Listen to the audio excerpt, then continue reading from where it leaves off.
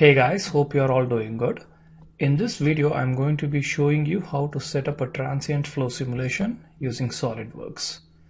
And the problem that we have chosen is flow over a cylinder. So to get started, create a new part. And in the front plane, we are going to draw a circle.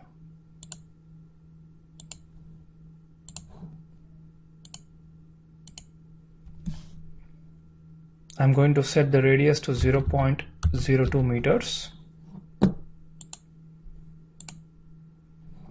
And then what I'm going to do is extrude this circle to create a cylinder. And I'm going to say that the length of the cylinder is 0.05 meters.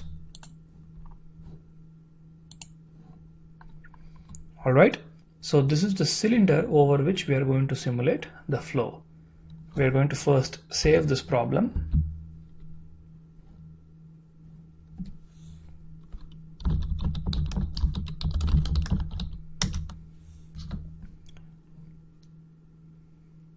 And then now we are going to proceed to SolidWorks flow simulation. Here we are going to be making use of the flow wizard. So let's click on that. And I'm going to call this project flow over a cylinder. I'm not going to change the default unit systems. As far as the analysis is concerned, I'm going to be setting up an external flow simulation, and we are going to be doing a time dependent simulation. All right. So what does time dependent mean?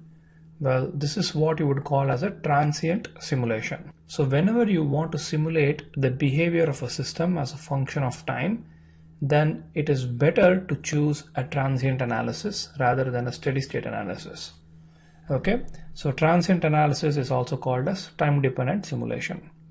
So in this case, we are going to be running the simulation for roughly 0.1 seconds, and my output time step is going to be 0.01 seconds. So that means that over the duration of my simulation, I will get 10 outputs. Okay, then we're going to click on next. We are going to choose air as our default fluid, and then we are going to be using the default flow models. Click next, next again, and here's an important thing that we need to set up. Now, since this is an external flow simulation, we will be creating a bounding box, and we want the flow to take place along the x-axis. So if you see how I have drawn my cylinder, the flow should take place along the x-axis in order for the flow to go over the cylinder. All right, and the velocity along y and z directions is set to 0. That's it. And you can see that immediately a computational domain is created. Okay, so this is a domain in which the fluid is going to be bound. All right, so the flow is going to go in positive x direction. So the flow is going to enter this huge box. It's going to flow over our cylinder, and then it's going to exit out of the domain. And let's take a look at the base mesh. I think that looks fine. So the first thing that we're going to do is we're going to run a simple simulation and make sure we understand what's going on. All right, so let me click on the run button, and I'm going to start a new calculation, and let us see how it goes. Looks like the simulation is complete, and you can see that it just took a minute to run the simulation. So let's take a look at some results. I'm going to first create a cut plane, and if I rotate the model a little bit, you can see that the cut plane needs to be created in the middle of the cylinder. Okay, so currently you can see that the cut plane is actually made on one side of the cylinder. So what I can do is I can put the model in the front view and move the cut plane to the middle. So now if I rotate the model, you can see that that is where the cut plane is. We are going to be looking at the mesh, and we're also going to be looking at the velocity. Alright, so this is how the velocity distribution looks like. So as far as the velocity distribution is concerned, we need to make a decision if it is right or not. So one thing as engineers you need to think about is whenever you're getting some results from a CFD simulation, you need to apply your judgment, see if it actually makes sense or not. Alright, a couple of things that I wanted to do before that is just zoom out a little bit, and then I want to see how the simulation actually takes place. Since this is a time dependent simulation, we are calculating the flow solution accurately at each instant of time. So I'm going to create a new animation, and what I'm going to do is I'm going to use this animation wizard option. The animation time is going to be for 10 seconds, and we are not interested in rotating the model, so let's just click on next. And we are interested in loading a scenario. Okay, we are not interested in just moving the cut plane, we are interested in loading our transient simulation data.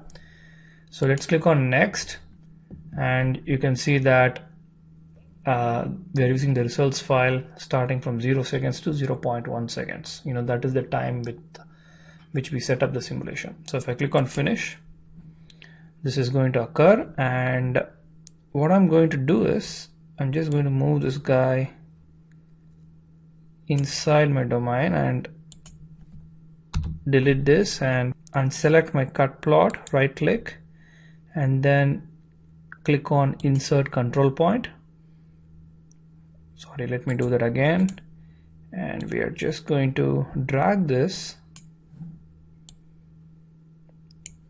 till the end of our simulation. Maybe you can zoom out a little bit to see everything, and then if you play the simulation,